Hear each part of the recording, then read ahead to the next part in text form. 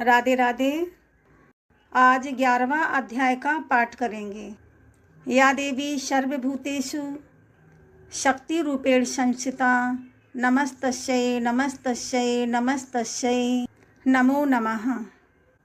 11वां अध्याय देवी का स्तवन तथा देवों को वर प्राप्ति। ध्यान। जिनके अंगों की कांति प्रातःकालीन बाल सूर्य के सदृश हैं, चंद्रमा के मुकुट से उनका मस्तक सुशोभित है। उभरे हुए स्तनों एवं 3 नेत्रों से युक्त मुख पर मंद हास्य, हाथों में वरद, अंकुश, पास एवं अभय मुद्रा शोभित हो रहे हैं। ऐसी भुवनेश्वरी देवी का मैं चिंतन करता हूँ। ऋषि ने कहा, देवी के द्वारा शुंभ का वध होने पर इंद्र आदि देवता अग्निदेव को आगे करके कात्यायनी देवी की स्तुति करने लगे। उस समय उन देवगणों की मनोवांछा पूर्ण होने से उनके मुख की कांति चमक रही थी और उस प्रकाश से संपूर्ण दिशाएं आलोकित हो रही थीं। देवताओं ने कहा, शरणापन्न की पीड़ा निवारक देवी हमारे ऊपर प्रसन्न होइए। संपूर्ण जगत की जननी प्रसन्न होइए। हे विश्वेश्वरी, विश्व का त्राण करो। हे देवी, तुम्ही चराचर विश्व की अधिष्ठात्री हो। तुम्ही इस जगत की एकमात्र आधारभूता हो, क्योंकि पृथ्वी के रूप में तुम्हारी ही अवस्थिति है। हे देवी, तुम्हारा पौरुष अलंघनीय है। तुम्ही जल के रूप में स्थित होकर समस्त जगत को तृप्त करती हो। तुम अनंत बलशालिनी वैष्णवी शक्ति हो। इस जगत की कारण रूपणी परामाया हो। हे देवी, तुमने ही इस संपूर्ण जगत को मोह में डाल रखा है। तुम्हारी प्रसन्नता पाकर ही लोग पृथ्वी पर मोक्ष लाभ करते हैं। हे देवी, समस्त विद्याएं तुम्हारे भिन्न भिन्न स्वरूप हैं। इस विश्व में जितनी भी नारियां हैं, वे सब तुम्हारी ही प्रतिमूर्ति हैं। हे जगदम्बे, तुमने ही इस विश्व को व्याप्त कर रखा है। तुम्हारी स्तुति किस प्रकार हो सकती है? तुम सभी स्तवनीय पदार्थों से परे और परावाणी हो। जब तुम्ही सर्वस्वरूपा देवी होकर स्वर्ग तथा मोक्षदायिनी हो, तब इसी रूप में तुम्हारी स्तुति हो गई। तुम्हारी स्तुति के लिए इससे बढ़कर दूसरी और कौन सी बात हो सकती है? समस्त प्राणियों के हृदय प्रदेश में बुद्धि रूप बनकर निवास करने तथा स्वर्ग और मोक्ष देने वाली नारायणी देवी, तुम्हें हमारा नमस्कार है। क्रमशः कला, काष्ठा आदि रूप में परिणाम की ओर ले जाने वाली तथा विश्व के उपसंहार में समर्थ नारायणी, तुम्हें मेरा नमस्कार है। हे नारायणी, तुम सभी मांगलिक वस्तुओं को देने वाली मंगलमयी हो। तुम्ही कल्याणदायिनी शिव स्वरूपा हो, सभी पुरुषार्थों की प्रदान करती शरणागत वत्सला, त्रिनयना एवं गौरी हो। तुम्हें मेरा प्रणाम है। तुम सृजन, पालन और संहार की शक्तिभूता सनातनी देवी, गुणाधार तथा सर्वगुण संपन्न हो। हे नारायणी देवी, तुम्हें मेरा प्रणाम है। शरणागत, असहायों, पीड़ितों आदि की रक्षा में तत्पर रहने वाली तथा समस्त क्लेश निवारणी नारायणी देवी, तुम्हें मेरा प्रणाम है। हे नारायणी देवी, तुम ब्रह्माणी के वेश में हंसों के विमान पर बैठकर कुश मिश्रित जल का छिड़काव करती रहती हो। तुम्हें मेरा प्रणाम है। माहेश्वरी रूप से त्रिशूल, चंद्रमा एवं सांपों को धारण करने वाली तथा बैल की पीठ पर बैठने वाली नारायणी देवी, तुम्हें मेरा नमस्कार है। मयूरों और मुर्गों से आच्छादित महाशक्ति धारिणी कौमारी रूप वाली निष्पापे नारायणी देवी, तुम्हें मेरा अभिवादन है। शंख, चक्र, गदा और शंख धनुष रूप श्रेष्ठ अस्त्रों को धारण करने वाली वैष्णवी शक्ति संपन्ना नारायणी देवी, तुम प्रसन्न हो और तुम्हें प्रणाम है। हाथ में भयानक चक्र और दाढ़ों पर पृथ्वी को उठाए वाराही देवी रूप वाली कल्याणमयी नारायणी, तुम्हें मेरा नमस्कार है। दैत्यों के वध के लिए भयंकर नृसिंह रूप से उद्योग करने वाली तथा त्रिलोक की रक्षा में तत्पर रहने वाली नारायणी देवी, तुम्हें मेरा नमस्कार है। मस्तक पर किरीट और हाथ में महावज्र धारण करने वाली, सहस्त्रों नेत्रों से युक्त होकर उद्दीप्त प्रतीत होने वाली, वृत्तासुर का वध करने वाली इंद्र शक्ति स्वरूपिणी नारायणी देवी, तुम्हें मेरा प्रणाम है। शिवदूती बनकर दानवों की असंख्य सेना का संहार करने वाली, भयानक रूप बनाने तथा विकट गर्जना करने वाली नारायणी देवी, तुम्हें मेरा नमस्कार है। दाढ़ों के कारण विकट मुख वाली, मुंडमाला से विभूषित मुंडमर्दिनी चामुंडा रूपिणी नारायणी, तुम्हें मेरा अभिवादन है।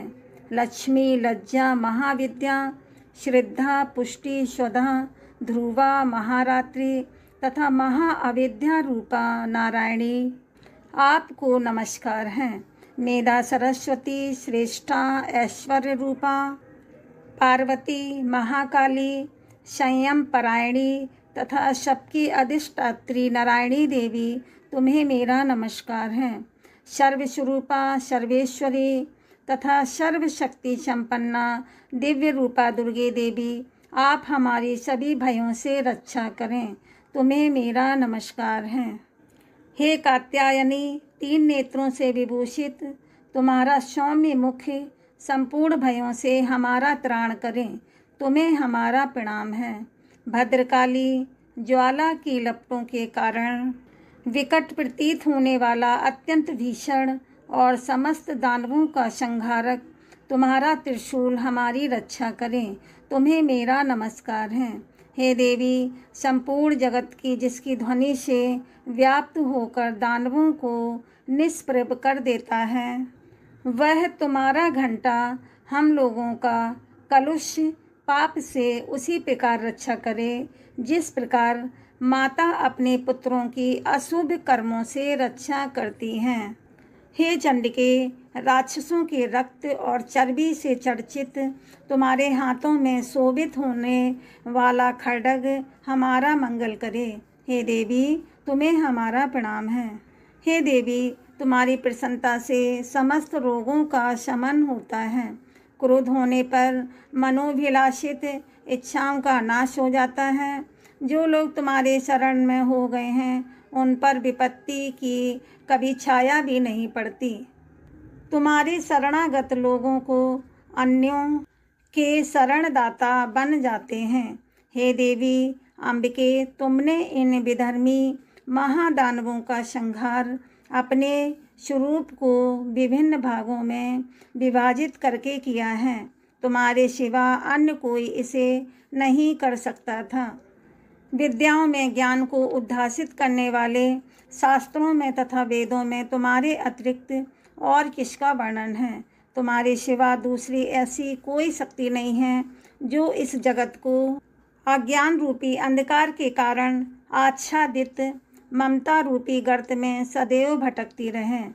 जहाँ दैत्य, भयंकर विषधर सांप, शत्रु, लुटेरों की जमात और दावा अग्नि हो, वहाँ तथा समुद्र के बीच में साथ रहकर तुम विश्व का निरंतर कल्याण करती रहती हो। हे विश्वेश्वरी, तुम विश्व की पालन करती, विश्व स्वरूपा और संपूर्ण विश्व की धारायत्री हो। तुम भगवान विश्वेश्वर के लिए भी वंद्य हो। जो लोग भक्ति भाव से तुम्हारे सामने मस्तक टेकते हैं, वे निखिल विश्व के आश्रयदाता बन जाते हैं। हे देवी, प्रसन्न हो। असुरों का वध करके तुमने जिस प्रकार शीघ्र ही हमारा उद्धार किया है, उसी प्रकार सदैव हमें शत्रु भय से मुक्त कराओ। समस्त जगत का पाप ताप नाश करें। उत्पात एवं पापों के परिणाम स्वरूप उत्पन्न महामारी आदि उपद्रवों को शीघ्र ही निवारण करें। विश्व की पीड़ा दूर करने वाली देवी, हम तुम्हारे चरणों में नतमस्तक हुए हैं। हम पर प्रसन्न हो माँ।